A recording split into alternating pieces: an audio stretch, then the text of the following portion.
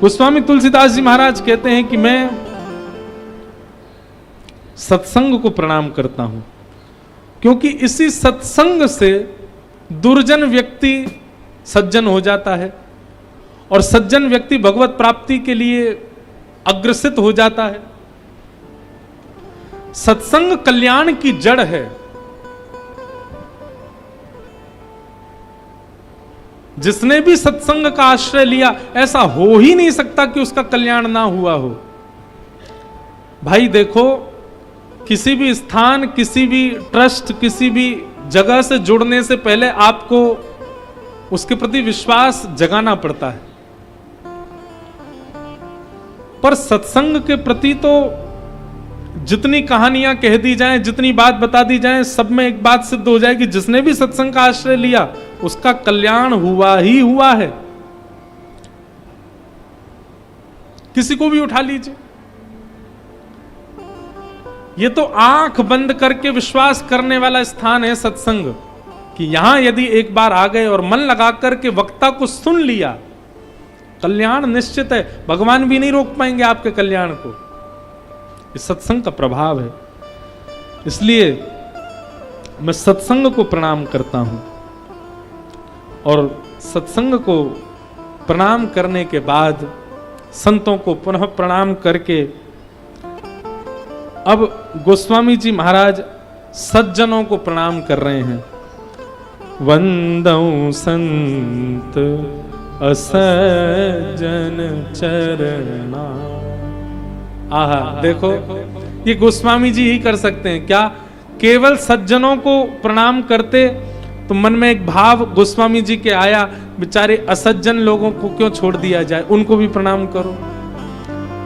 तो जो सज्जन हैं उनको तो प्रणाम कर रहे हैं और असज्जनों को भी प्रणाम कर रहे हैं। बोले क्यों? बोले दोनों एक ही काम करते हैं। बोले क्या? बंदौ संत असज्जन चरना, दुख प्रद उभय बीच कछु वरना, बिछुरत एक प्राण हर लेहि, बिछुरत एक प्राण हर लेहि, मिलत एक दुख दारुण देहि, मिलत एक दुख दारुण देहि। गोस्वामी जी कहते हैं मैं सज्जन और दुर्जन दोनों को प्रणाम करता हूं, सज्जन और असज्जन। बोले दोनों को प्रणाम कर रहे हैं। सज्जनों को स्वच्छंद प्रणाम करते, असज्जनों को अलग से कर ले, एक संग क्यों कर रहे हैं? बोले गुरु कृपा से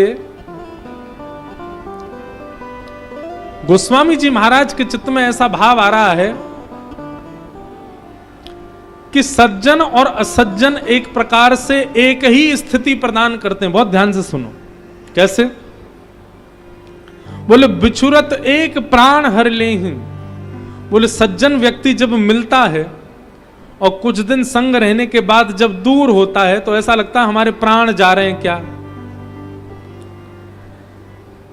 और दूसरा कैसा है? बोले असज्जन व्यक्ति ऐसा है जिसके मिलने पर दुख दारुण देहि। एक के बिछुड़ने पर दुख मिलता और एक के मिलने पर दुख मिलता, दोनों ही दुख देते हैं, इसलिए दोनों को एक साथ प्रणाम करता हूं। असज्जन दुर्जन दोनों को प्रणाम। एक महाराष्ट्र के एक राजा थे, बहुत ध्यान से सुनना। उन राजा ने अपनी सीमा पर सैनिक बैठा रखे थे। ऐसी बिल्कुल ऐसी ही चर्चा मधुकर शाह ओरछा के राजा की भी सुनाई देती है, थोड़ी कम। ओरछा के राजा ने भी अपनी सीमा पर सैनिक बैठा रखे थे, पर दोनों राजाओं की एक समानता थी कि सैनिकों के हाथ में आयुध नहीं है। सैनिकों के हाथ में क्या है? दिया, बत्ती, रोरी, चावल, माला। सैनिकों को माला देकर के, दिया बत्ती देकर के, रोरी चावल देके अपनी सीमा पर बैठा रखा। बोल क्यों? कोई भी संत जा रहा हो उनको जाकर के तिलक करना, आरती करना, माला पधराना, और तुम्हारा एक ही काम है क्या? किसी भी प्रकार से चाहे जबरदस्ती करनी पड़े, चाहे कुछ करना पड़े, संत को एक रात्रि तो नगर में लेके आना है। ये सब सैनिकों को सेवा दे रखी है। सब लोग इधर देखो,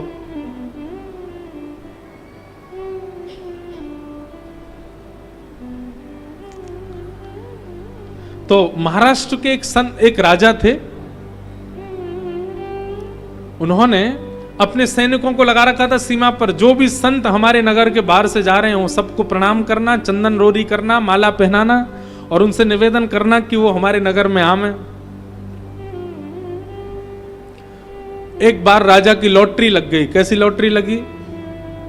कम से कम 1000-1500 संत एक टोली में पंढरपुर दर्शन करने के लिए जा रहे थे। जैसे ही उस राजा के नगर में आए तो सैनिकों ने जाकर के कहा, बोले राजन धन्य है, धन्य है। बोले क्या हो गया? बोले 1, 2, 10, 15 संत नहीं, आज तो 1200-1300 संतों की टोली आई है। आजकल के लोग हों तो महाराज सुन के घबरा जाएं। हमसे लोग पूछते हैं, महाराज जी कथा करवानी है, करवाओ। कितने लोग आएंगे आपके साथ? हम कहते हैं 20-25 लोग तो आएंगे। थोड़े कम नहीं हो सकते? थोड़े कम कर दीजिए। हमारे संगीतज्ञ भाई बंधुओं में से 6-7 की क्या आवश्यकता, नहीं कम कर दो, 2-3 ही आ जाएंगे। कई लोग ऐसा भी कहते हैं। और वर्णम पंच विप्राणाम, 5 ब्राह्मणों की क्या आवश्यकता, एक ही ले आइए। ऐसे लोग जब आते हैं तो हमारा मन होता, हम अकेले ही आ जाएंगे, बस खुश हो जाओ। हम देखो व्यक्तिगत रूप से किसी से नहीं कह सकते कोई मिले तो, लेकिन हम मंच से कह सकते हैं। अरे कोई ब्रजवासी आ रहा है, कोई संत आ रहा है, कोई महापुरुष आ रहा हो, कोई वक्ता आ रहा है, तो उससे तो ये कहो भैया जितने ज्यादा वैष्णव आप ला सको लेके आओ, हमको सेवा का सौभाग्य मिलेगा। और जो यहीं पर काट छांट करने लग जाते हैं, बोले अब नेक थोड़े लोग कम कर दो, ऐसे कर दो, ऐसे, ये क्या बात को कथा करा रहे हो? हमारे पूज्य श्री मलुकपीठ वाले महाराज जी, उनके संगीतज्ञ कम हैं, संग में विप्रदेव कम, पर संत एक बस भर के संत चलते हैं साथ में। महाराज जी कहते हैं जहां भी कथा होती है, प्रथम जो श्रोताओं की आगे वाली पंक्ति उसमें संत ही बैठते हैं, पीछे वाले चाहे सोएं, चाहे रोएं, चाहे उठें, चाहे जाएं, कोई मतलब, हम उन्हीं को कथा सुनाते रहते हैं। मैंने महाराज जी हमारा भी मन होता हम भी ऐसे ही करें, हम भी कुछ 50-60 संतों को लेकर चलें, उन्हीं को ही आगे बैठा कर उन्हीं को ही कथा सुना। उनका काम ही यही, कथा सुनो, उठेंगे भी नहीं, रोएंगे भी नहीं, कहीं जाएंगे भी नहीं, चाय भी नहीं पिएंगे, केवल कथा सुनेंगे। कथा सुनाने में अच्छा लगता है। तो सैनिकों ने राजा से जाकर के कहा, बोले महाराज धन्य हो गए आज तो। बोले क्या 10, 5, 15 संत नहीं आए हैं, आज तो संतों की टोली आई है, 1200-1300 संत आए। राजा के नेत्र सजल हो गए। बोले अब तो रज रज के सेवा करूंगा संतों की। राजमहल खोल दिया। संतों ने कहा हम महलों में नहीं रहते, महलों में रहने से भजन नहीं होता, हमारे लिए कुटिया बनवाओ। राजा के लिए क्या कमी, उसने कुटिया बनवा दी। नहीं, सब संतों की महाराज कुटिया बनवा दी। जैसी इच्छा चाहे वैसी प्रसादी की व्यवस्था, वैसी भोजन की व्यवस्था, वैसी जल की व्यवस्था। एक रात्रि संत रहे, राजा ने खूब सेवा करी। दूसरे दिन समस्त संत प्रातः काल उठ करके स्नान आदि करके अपना सब संध्या वंदन तिलक आदि लगा करके सब तैयार हो गए। राजा चरणों में प्रणाम। बोले आप कहाँ जा रहे हैं आप? बोले हम सब जा रहे हैं पंढरपुर, जिसके लिए आए हैं दर्शन करने जा रहे हैं। राजा बोला महाराज 3 दिन बाद नवरात्रि प्रारंभ होने वाली है, और नवरात्रि का पावन पर्व मेरे घर में प्रारंभ हो और संत मेरे घर से चले जाएं, ये तो अशुभ संकेत है। मेरी आप सबसे प्रार्थना है, आप अभी मत जाइए। नवरात्रि की 9 रात्रियों को पावन करके उसके बाद दशहरा को आप लोग प्रस्थान कर जाइएगा। कम से कम इतनी मेरी भाव स्वीकार कर लीजिए। आप जैसी व्यवस्था कहेंगे मैं सब करूंगा।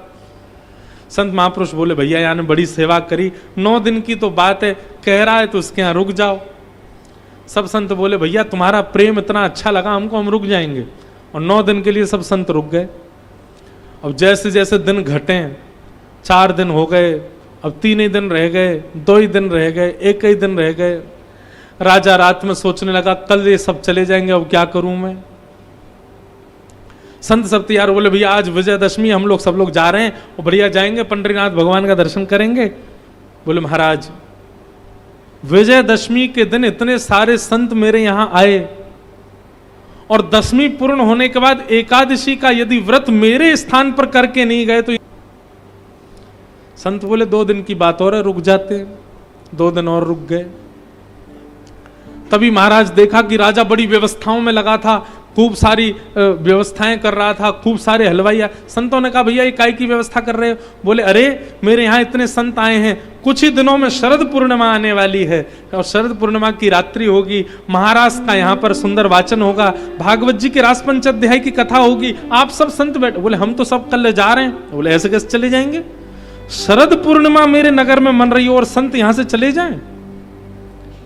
आप सबसे मेरी प्रार्थना कम से कम शरद पूर्णिमा तक तो यहीं रुकिए। अभी कितने सुंदर सुंदर पर्व आएंगे, गोपाष्टमी होगी, शरद पूर्णिमा होगी, दीपावली होगी, गोवर्धन पूजा होगी, इतने सुंदर पर्वों में क्षमा कीजिए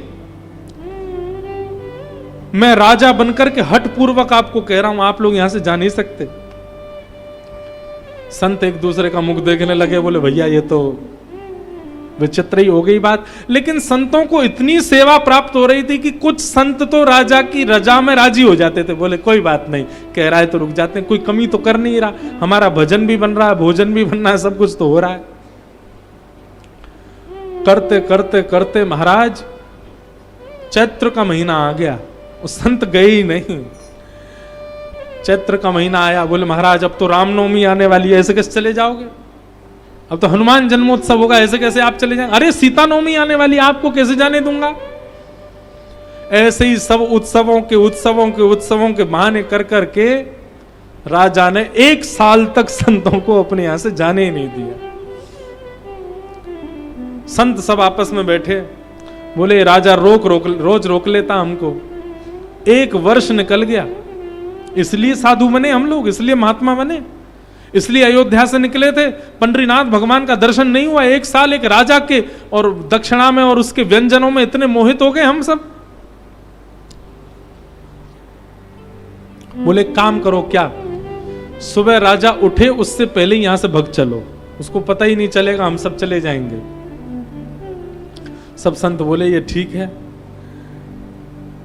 लेकिन वे सब जानते नहीं थे क्या, दिन भर तो राजा उनकी सेवा करता तो रात भर पहरेदारी करता था।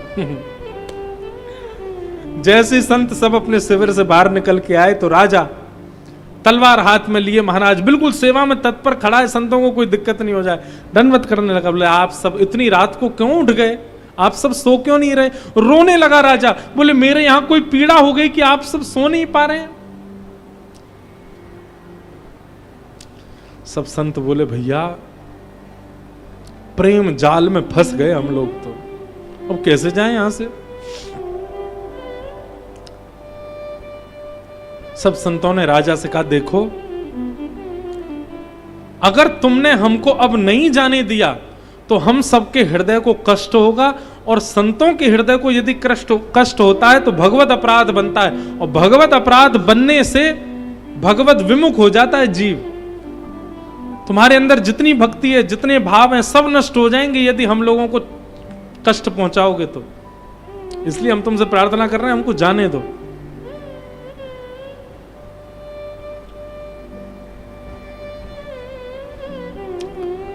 संत जैसे ही जाने लगे, अब देखो इसके आगे की कथा जो ना थोड़ी अटपटी है, इसलिए आप सब लोग उसके प्रति कोई अविश्वास या फिर उस कथा के प्रति कुछ ऐसी भावना मत रखना कि ये ऐसा नहीं करना चाहिए। पर जिन लोगों के लिए संत श्रेष्ठ हैं वो कुछ भी कर सकते हैं। राजा को इतना दुखी देख करके रानी ने मन में विचार किया कि अब संत जैसे ही हमारे नगर को छोड़ के जाएंगे तो संतों के जाते ही राजा अपने प्राण त्याग देंगे। रानी को यह बात पता थी, बोले ये होगा ही होगा, और मेरे पति के प्राण जाते ही मेरा बालक तो अभी छोटा सा है, 6-7 महीने का है, राज्य गद्दी पर अभी बैठेगा नहीं, और इस राज्य गद्दी पर कोई राजा नहीं होगा तो भाइयों में, परिवार के लोगों में कलेश होगा, कलह होगा। और राजा की और भी पत्नियां हैं, वे पत्नियां भी कोई ना कोई षड्यंत्र करके मेरे बालक को मार देंगी कि कैसे भी करके ये बालक जीवित रहा तो यही राजा बनेगा, और मेरे बालक की मृत्यु हो जाएगी, मेरे बालक की मृत्यु होगी तो मैं भी जीवित नहीं रह पाऊंगी।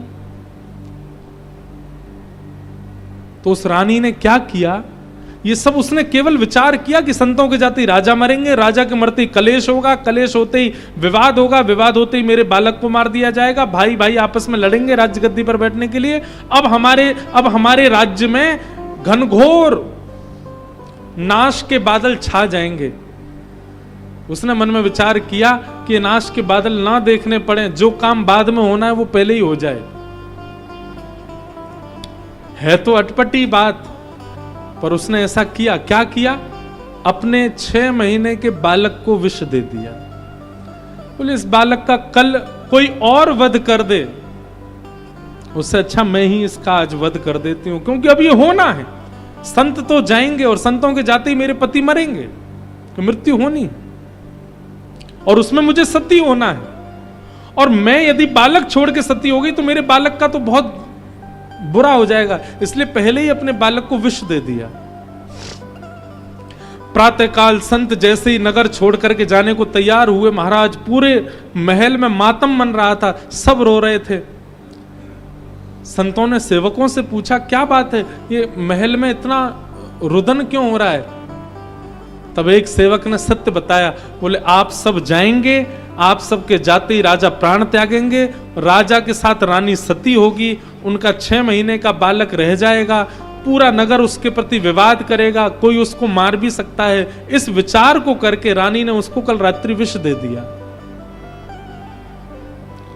संत बोले बाप रे, हमारे जाने की वजह से ये सब हो रहा है यहां पे।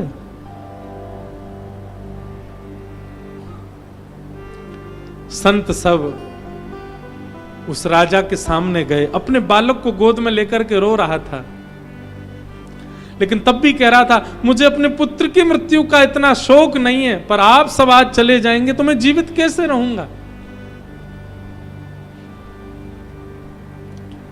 सब संतों ने जाकर के राजा से कहा, राजन तुम्हारा प्रेम देख करके, तुम्हारी निष्ठा देख करके, तुम्हारा सेवा देख करके तो हम आनंदित हो ही गए, पर तुम्हारा ये अटूट विश्वास जो संत चरणों के प्रति है, ये देखकर के हमें ऐसा लगता है यदि आज हम तुम्हारा राज्य छोड़ के कहीं तीर्थ में गए तो भगवान हमको क्षमा नहीं करेंगे। इसलिए हमारे लिए यही पंढरपुर है, यही अयोध्या है, यही वृंदावन है, यही काशी है, यही अयोध्या है। हमारे लिए सारे तीर्थ तुम्हारा राज्य भवन ही है। आज हम यहीं अपने अखंड धूना लगाते हैं, यहीं चिमटा गाड़ करके बैठ रहे हैं। आज के बाद तुम्हारे इस राज्य को छोड़ करके बाकी संत कहीं भी विचरण करें, पर हम जो संत पहले दिन से यहाँ हैं, हम कहीं नहीं जाएंगे, हम यहीं रहेंगे। तीर्थ चाहे तो तीर्थ चल के यहाँ आ जाएं, हम तीर्थ के पास नहीं जाएंगे। और संतों ने एक राजा की सेवा से अखंड व्रत धारण कर लिया उस राजा के नगर में रहने का। जैसे ही सबने अपने चिमटा गाड़ लिए और वहीं धूनी रमा करके बैठ गए, उसी धूनी की राख ले जाकर के रानी की गोद में मृतक बालक के माथे से जैसे ही लगाई, सब संतों ने अपने कमंडल से जल लिया और कहा, हे ठाकुर जी, हमने अपने जीवन में जितना भी नाम जप किया है, इस नाम जप से हमारा राजा, हमारा सेवक, इसका बालक जीवित हो जाए। और जैसे ही उस बालक के ऊपर जल छोड़ा, वो बालक जीवित हो गया।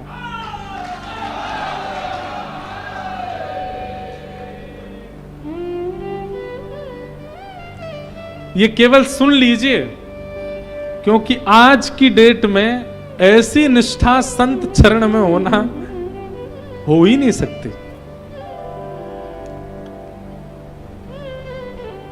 क्षमा कीजिएगा, बिन बताए बिन बुलाए कोई संत आपके घर पर आकर के आपका गेट खटखटा देना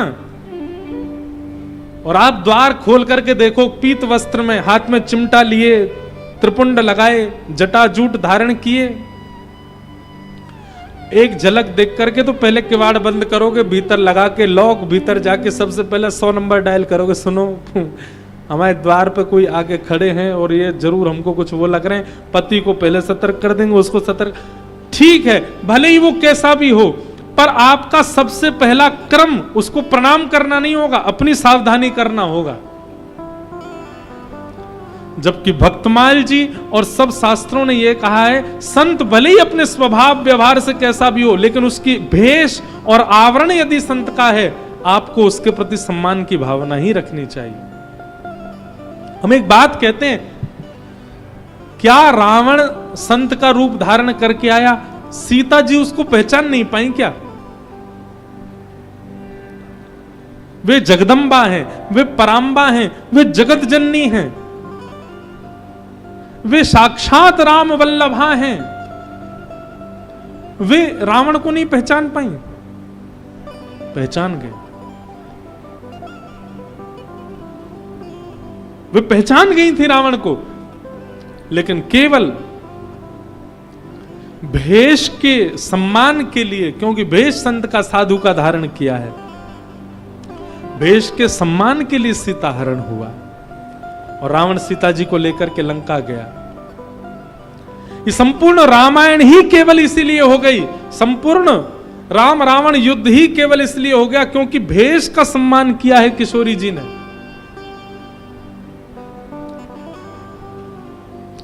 अभी पूज्य श्री मलुकपीठ वाले महाराज जी घर पर कथा कर रहे थे, सुख रामायण भागवत में जो 2 अध्याय की राम कथा है उसका वर्णन कर रहे थे।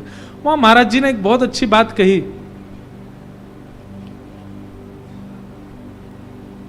बहुत सावधानी से सुनिएगा, समय क्या हो गया? अरे क्षमा कर दो, हमें भूख लग रही होगी आपको, 1:30 बज गया, हमको पता ही नहीं चली। रुको, अभी हम विश्राम कर रहे हैं, एक बात और कहते हैं फिर विश्राम करते हैं।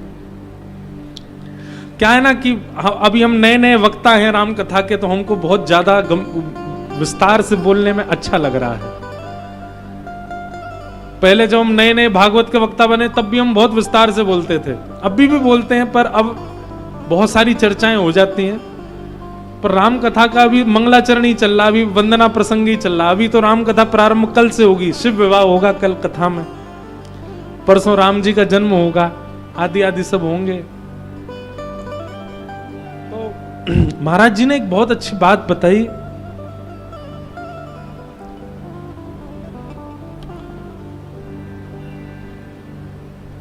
प्रभु श्री राम को सुग्रीव ने बता दिया था कि मैंने देखा था कि रावण विमान में लेकर के माता जी को लेके गया और उनके ये आयुध हमको मिले हैं।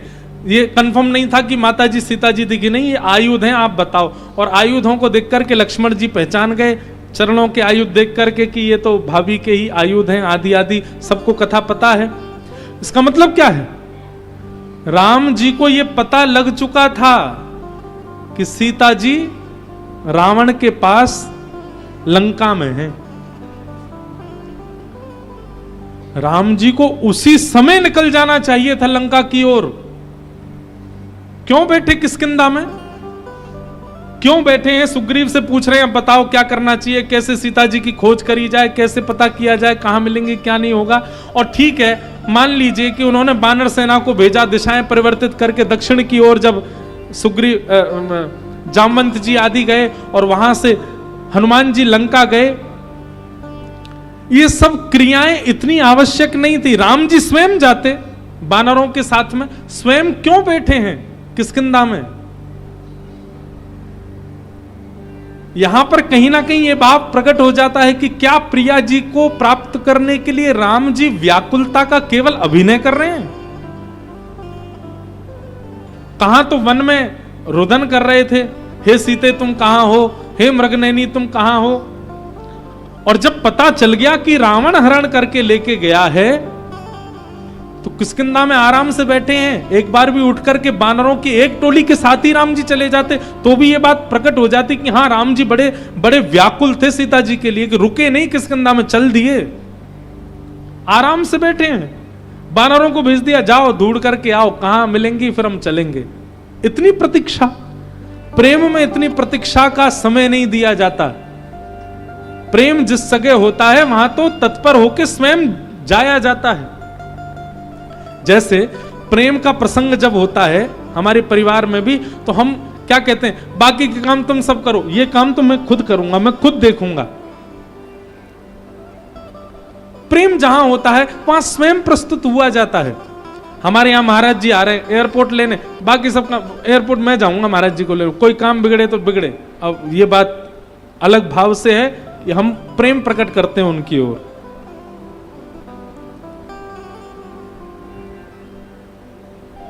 प्रेम जहां होता है वहां तो स्वयं प्रस्तुत हुआ जाता है, दूसरों को थोड़ी भेजा जाता है।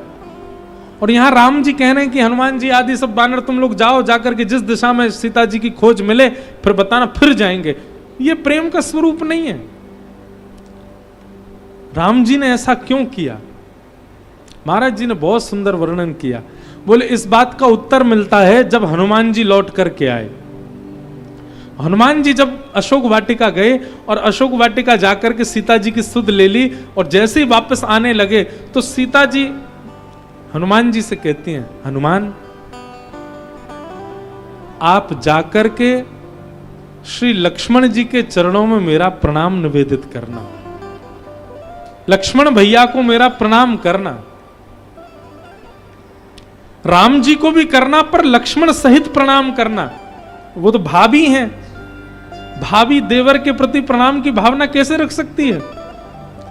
परंतु कहीं ना कहीं ये बात अब यहां इस प्रकार उद्घटित होती है कि सीता जी ने लक्ष्मण जी की आज्ञा नहीं मानी। और लक्ष्मण जी कौन हैं? लक्ष्मण जी आचार्य हैं, लक्ष्मण जी गुरु हैं। और गुरु आज्ञा, आचार्य आज्ञा ना मानने का ही प्रतिफल हुआ कि रावण ने उनका हरण किया और हरण करके उनको लेके गए। गुरु आज्ञा ना मानना एक प्रकार का गुरु अपराध होता है, और वह गुरु अपराध अभी भी सीता जी के ऊपर लगा हुआ है। क्यों? क्योंकि लक्ष्मण जी की आज्ञा उन्होंने नहीं मानी थी। लेकिन जैसे ही हनुमान जी से किशोरी जी ने कहा कि आप जाकर के लक्ष्मण जी को मेरा प्रणाम निवेदित करना, हनुमान जी जैसे ही लौट करके आए और जैसे ही किष्किंधा पहुंचे, आते ही हनुमान जी ने सबसे पहले लक्ष्मण को जैसे ही प्रणाम किया, लक्ष्मण जी को प्रणाम करते देख राम जी समझ गए कि ये प्रणाम हनुमान नहीं सीता जी कर रही हैं। अपने द्वारा किए गए गुरु अपराध का बोध सीता जी को हो गया है। उसी समय ठाकुर जी ने अपने धनुष बाण उठा लिए, और जैसे ही सीता जी गुरु अपराध से, उनको कोई अपराध नहीं, ये सब लीला हमको समझाने के लिए है। गुरु अपराध से जैसे ही सीता जी विमुख हुई हैं, गुरु अपराध जैसे ही उनका प्रणाम करते ही समाप्त हुआ, ठाकुर जी तुरंत निकल पड़े लंका की ओर। अब लेने के लिए जाएंगे। क्यों? क्योंकि अब गुरु अपराध नष्ट हो चुका है, अब वैष्णव अपराध समाप्त हो चुका है, अब संत अपराध से सीता जी पूर्ण रूपेण विमुक्त हो चुकी। नहीं तो इतने दिनों तक भ्रमण करते रहना, कभी सुग्रीव से मीटिंग करो, कभी बाली वध कर दो, कभी ये करो, कभी वो करो, ये सब क्यों कर रहे हैं? क्योंकि एक बार सीता जी लक्ष्मण जी के प्रति जो उनका अपराध बन गया है, उनकी आज्ञा ना मानना, इस अपराध से पहले वो विमुक्त हों। और जब गुरु अपराध से पूर्णतः विमुक्त हुई हैं सीता जी, तुरंत राम जी निकल पड़े और इसी रामेश्वरम में आकर के लिंग थाप विधिवत करी पूजा, शिव समान मोहि प्रिय नहीं दूजा, और निकल पड़े सेतु बंद बनाकर। फिर तो महाराज रुके ही नहीं राम जी, सीधे चलते चले गए। कहां समुद्र पर रोष कर दिया, धनुष बाण चढ़ा दिए। अब इतने उत्सुक हो गए कि अब तो सीता जी को लेके ही आना है। क्यों? क्योंकि अपराध विमुक्त हो गई सीता जी। और जब तक अपराध लगा हुआ था तब तक राम जी शांति से बैठे थे किष्किंधा में। अभी कितनी सूक्ष्म बात है। देव पुरुषों पर, देव नारियों पर कोई अपराध लगता नहीं है। ये सब हमको सिखाने के लिए है। भैया इससे एक बात सिद्ध होती है, मैं 28 वर्ष की आयु में हूं, कोई यहां 40 वर्ष का बैठा, कोई 50 वर्ष का बैठा, कोई 60 वर्ष का बैठा है, अब तक भजन करते हुए राम जी हमारी ओर नहीं आए हैं। इसका मतलब क्या है? कोई ना कोई वैष्णव अपराध तो हमसे बना हुआ है। राम, ये कई लोगों को ये प्रसंग बहुत बहुत बोरिंग लग जाता है कई बार, कि इतनी वंदना कर रहे हैं, कभी संतों को प्रणाम कर, कभी सज्जनों को प्रणाम कर, कभी दुर्जन, क्योंकि ये प्रणाम ही वैष्णव अपराध से निकाल सकता है। इसलिए इतनी वंदना प्रसंग में समय लगा रहे हैं गोस्वामी जी, ताकि वंदना कर करके सबको प्रणाम करके अगर कोई किंचित अपराध भी मेरे चित्त में होगा वो अपराध नष्ट हो जाएगा, और अपराध नष्ट होते ही श्री राम राघव जी का मुझे दर्शन हो जाएगा। इसलिए इतना वंदना प्रसंग विस्तृत कर रहे हैं गोस्वामी जी, किसी को नहीं छोड़ा इन्होंने। वंदौ संत असज्जन चरणा, दुख प्रद अभय बीच कछु वरना, बिछुरत एक प्राण हर ले, मिलत एक दुख दारुण दे। सज्जनों को दुर्जनों को वंदन किया, किसी में दोष को न देखना, ये स्थिति हो चुकी है किनकी? गोस्वामी जी की। जड़ चेतन गुण दोष में विश्व कीन करतार, संत हंस गुण गहि पय, पय परिहरि वरि विकार वारि विकार, संत हंस गुण गहि पय, परिहरि वारि विकार।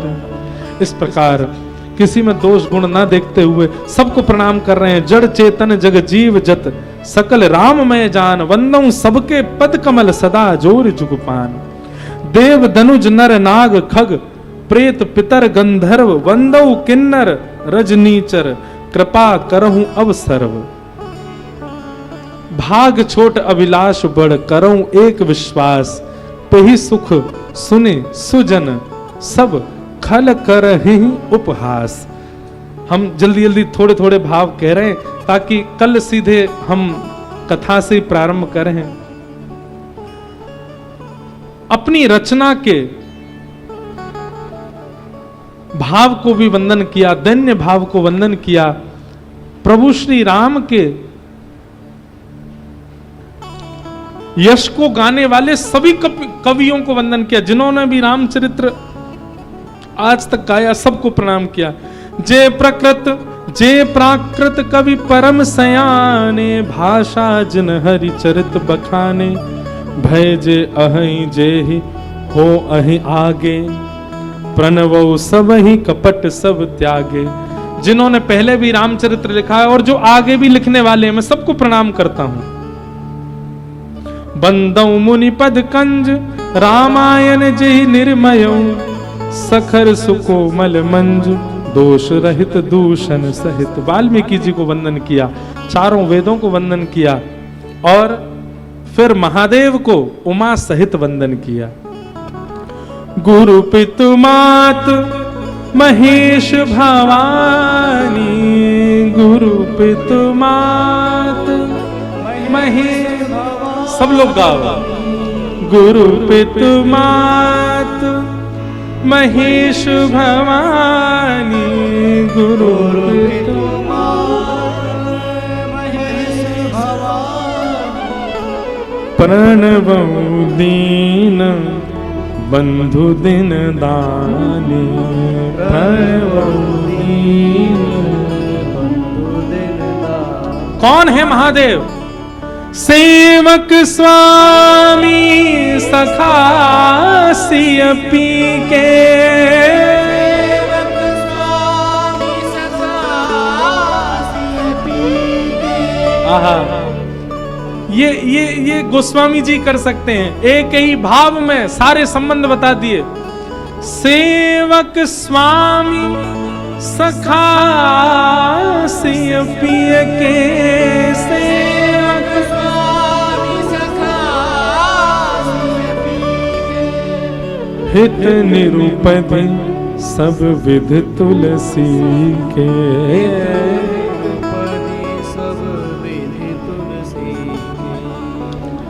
वंदौ अवध पुरी अति पावन, वंदौ अवध पुरी अति पावन, सरजो सरी कलि कलुष नसावन, सरजो सरी कलि कलुष नसावन। प्रणवौ पुर नर नारी बहोरी, प्रणवौ ममता जिन पर प्रभु न थोरी, ममता जिन पर प्रभु ही न थोरी। वंदौ कौशल्यादिस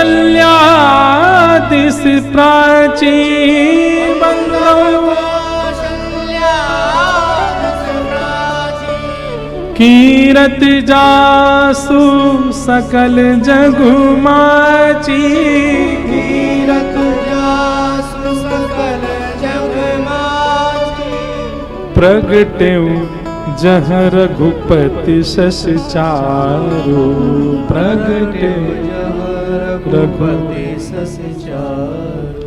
विश्व सुखद खल कमल तसारु, विश्व सुखद खल कमल तुषार।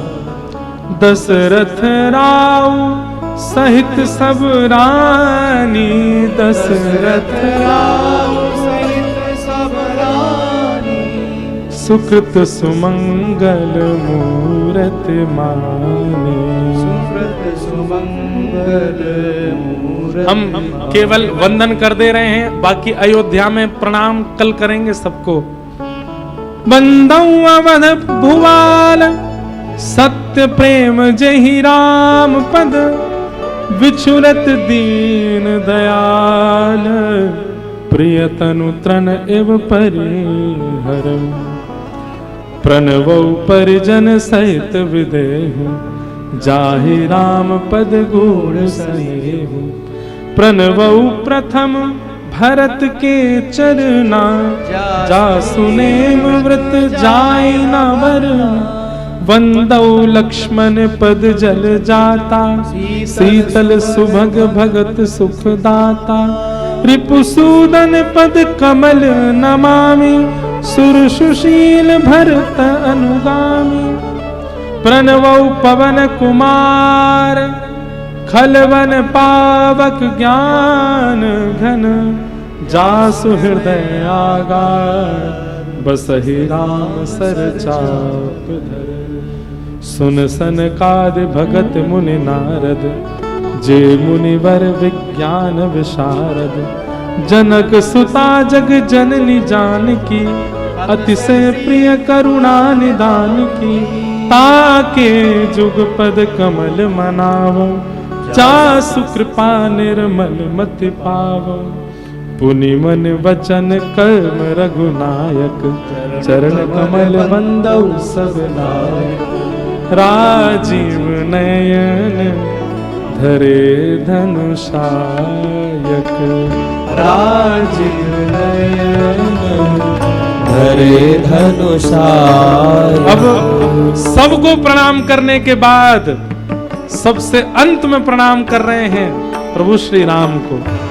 राजीव नयन धरे धनुषायक, राजीव नयन धरे धनुषायक। भगत विपत्ति भंजन सुखदायक, भगत विपत्ति भंजन सुखदायक। पुनि मन वचन कर्म रघुनायक, पुनि मन वचन कर्म रघुनायक। चरण कमल बंदौ सब लायक, चरण कमल बंदौ सब लायक। गिरा अरथ जल बीच सम करियत भिन्न भिन्न। बंदौ सीता राम पद जिनहि परम प्रिय खिन्न। सियावर रामचंद्र की जय, पवन सुत हनुमान की जय। बोलो भाई सब संतन की जय, बोलो भाई सब संतन की जय। बोलो भाई सब विप्रन की जय, बोलो भाई सब विप्रन की जय। उमापति महादेव जी की जय, उमापति महादेव की जय। उमापति महादेव जी की जय। उमापति महादेव